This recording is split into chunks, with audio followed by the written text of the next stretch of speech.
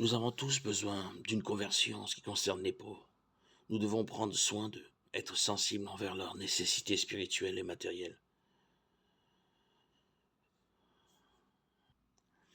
Face aux anciennes et aux nouvelles formes de pauvreté, le chômage, les migrations, les dépendances en tout genre, nous avons le devoir d'être attentifs et vigilants et de vaincre la tentation de l'indifférence. Pensons aussi à ceux qui ne se sentent pas aimés, qui n'ont pas d'espoir pour l'avenir, qui renoncent à s'engager dans la vie parce qu'ils sont découragés, déçus, craintifs. Nous devons apprendre à rester avec les pauvres. N'ayons pas la bouche pleine de belles paroles sur les pauvres. Rencontrons-les, regardons-les dans les yeux, écoutons-les. Les pauvres sont pour nous une occasion concrète de rencontrer le Christ lui-même, de toucher sa chair souffrante. Dieu nous interpelle aujourd'hui sur le sens de notre existence. On pourrait dire que la lecture régulière quotidienne de l'Évangile se présente comme un tamis dans le déroulement de notre vie. Les lectures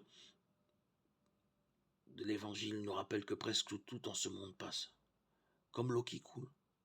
Mais il y a de précieuses réalités qui demeurent comme une pierre précieuse sur le tamis. Que reste-t-il?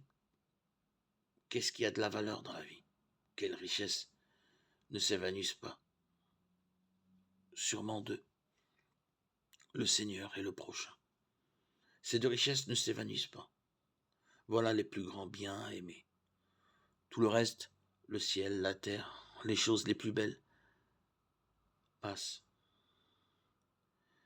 Mais nous ne devons pas exclure de notre vie Dieu et les autres. La lecture quotidienne de la Bible.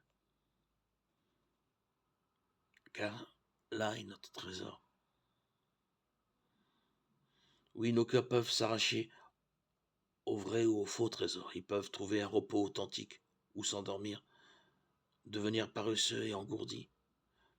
Mais le bien le plus précieux que nous pouvons avoir dans la vie est notre relation avec Dieu, avec notre prochain.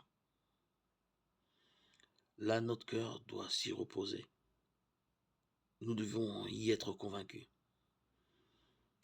Êtes-vous conscient de la valeur inestimable que vous avez aux yeux de Dieu? Savez-vous que vous êtes aimé et accueilli par lui, inconditionnellement, tel que vous êtes, comme vous êtes? Quand cette perception diminue, l'être humain devient une énigme incompréhensible. Parce que savoir que l'on est aimé de Dieu inconditionnellement donne sens à notre vie. Vous rappelez-vous la conversation de Jésus avec le jeune homme riche, Marc 10, 17, 22? L'évangéliste Marc note que le Seigneur fixa son regard sur lui et l'aima, l'invitant ensuite à le suivre pour trouver le vrai trésor.